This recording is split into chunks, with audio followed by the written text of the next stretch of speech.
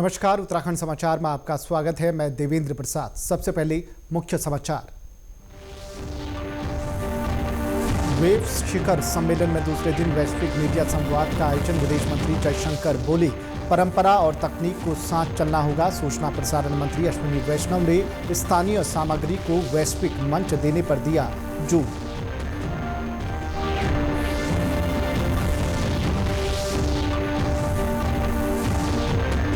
राष्ट्रपति द्रौपदी मुर्मू ने किया वयोवृद्ध अभ्युदय योजना का वर्चुअल शुभारंभ। उत्तराखंड समेत देश के 5 राज्यों के लिए शुरू हुई पहल। हल्द्वानी का आनंद आश्रम योजना से लाभान्वित।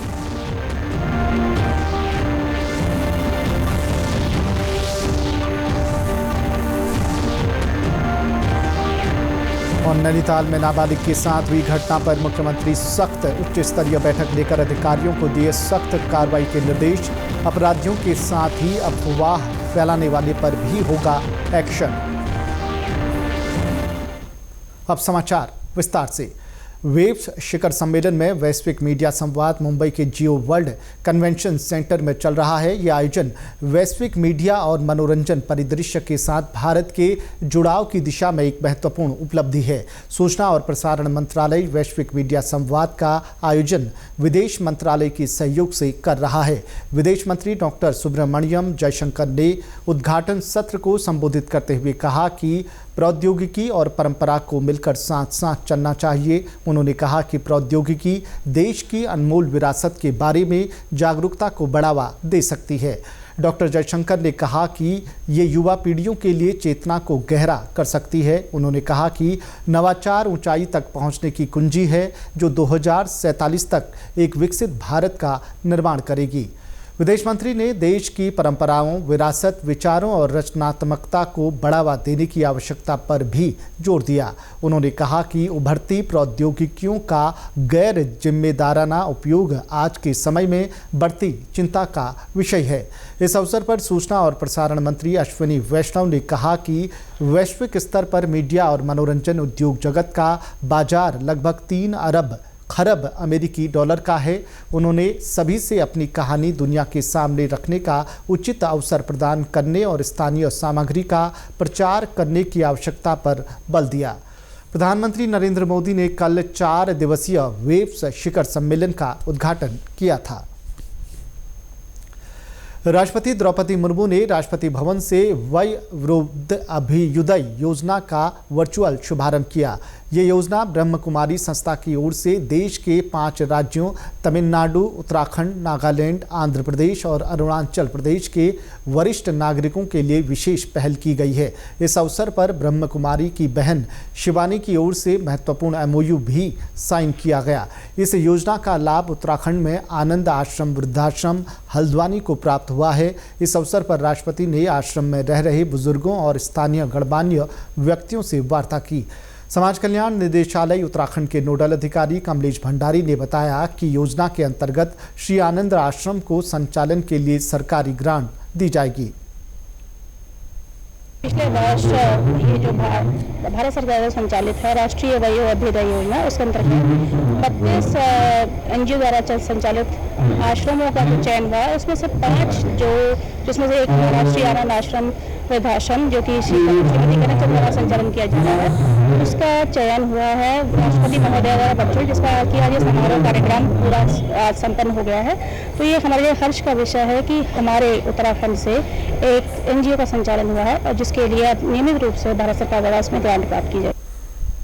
इस मौके पर नैनीताल सांसद अजय भट्ट आश्रम पहुंचे और वहां रह रहे बुजुर्गों से मुलाकात की। उन्होंने कहा कि ये केंद्र सरकार की एक दूरदर्शी योजना है, जिससे देश भर के वरिष्ठ नागरिकों को सम्मान और सुविधाएं मिलेंगी।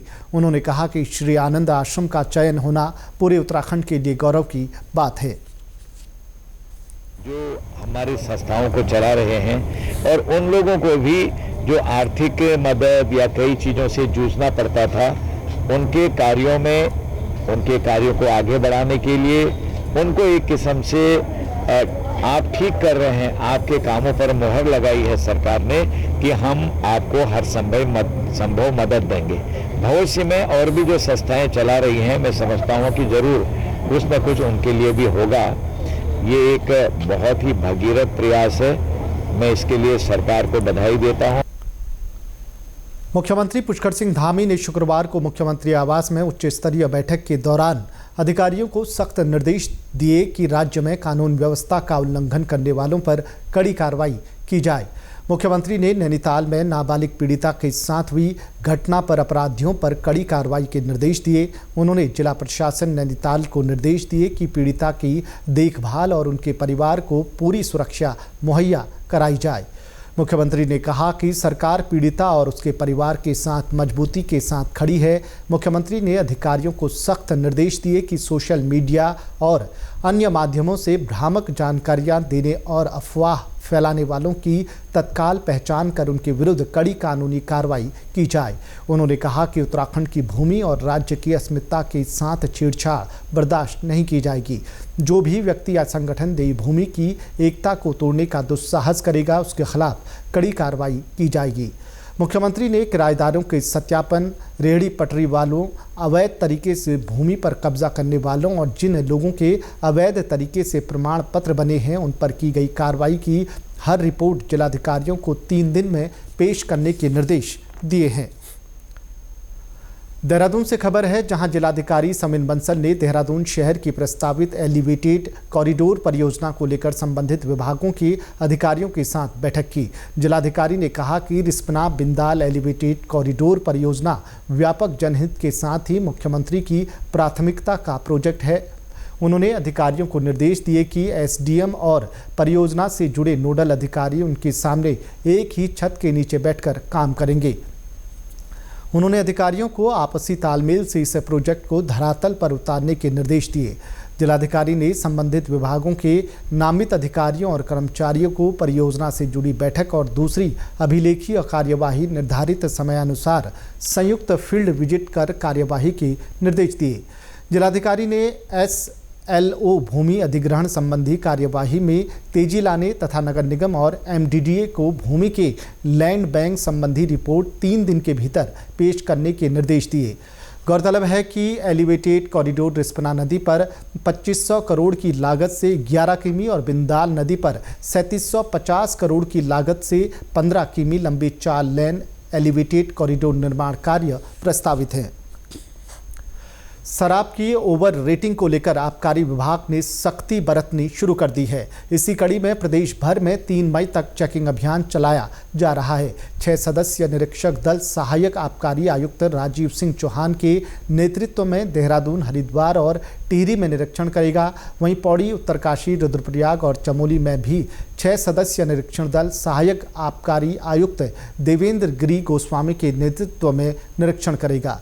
उधम सिंह नगर, नैनीताल और चंपावत के लिए 7 सदस्यीय टीम का गठन किया गया है, जबकि अल्मोड़ा, बागेश्वर और पिथौरागढ़ के लिए भी 6 सदस्यीय निरीक्षक टीम बनाई गई है। प्रदेश के सभी 13 जिलों के लिए 4 टीमों का गठन किया गया है। रेटिंग की शिकायत वगैरह आती थी, उसमें एक कन्फ्यूजन ये हो रहा था कि जो हमारे पुराने लास्ट ईयर का जो माल है उस पर पॉलिसी में प्रावधान था कि उस पर नए MRP का स्टिकर लगा के उसको विक्रय किया जाएगा।